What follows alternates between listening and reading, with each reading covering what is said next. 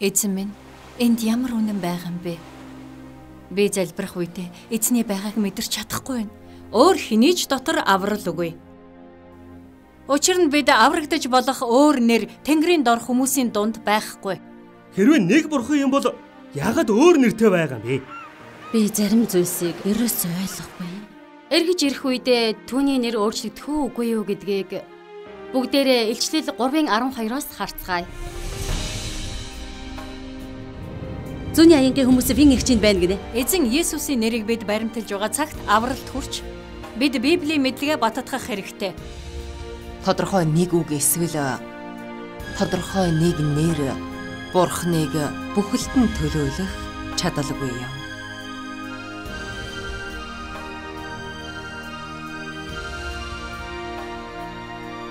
Ван эгчээ сайн байна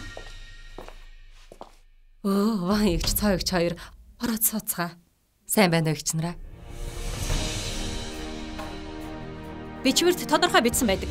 Эзэн Есүс өчигдөр өнөөдөр ч хэвээрээ бөгөөд мөнхөд хэвээрээ. Тиймээс эзний нэр өөрчлөгдөхгүй. Бурхны хувиршгүй байдал нь Бурхны зан чанар мөн чанарыг хэлж байгаа. Харин түүний нэрийг биш. Библиэд ингэж бичсэн байдаг. Итгэж баптизм хүртдэг хүн аврагдах болно. Хэрвээ бид Бурхнаар бүрэн авахуулъя гэвэл Бурхны ажлын өөр нэг үе шатыг буюу ариусгалт болон авралын үе шатыг гарцаагүй хэрэгжүүлэх ёстой. Юу гинэ? Бурхны нэрс түүний бүрэн бүтэн байдлыг төлөөлж чадахгүй гэвөө. Төгс хүчит Бурхан хэлэхдээ хуулийн 90 үед Яхова нь Бурхны нэр байсан бөгөөд нэгүүлслийн 90 үед Есүсийн нэр Бурхныг төлөөлж байсан.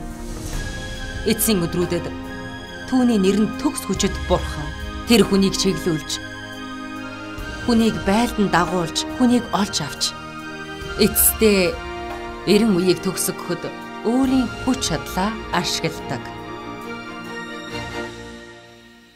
Эзэн минь, та үннээсээ эргээд ирсэн юм гэж юу?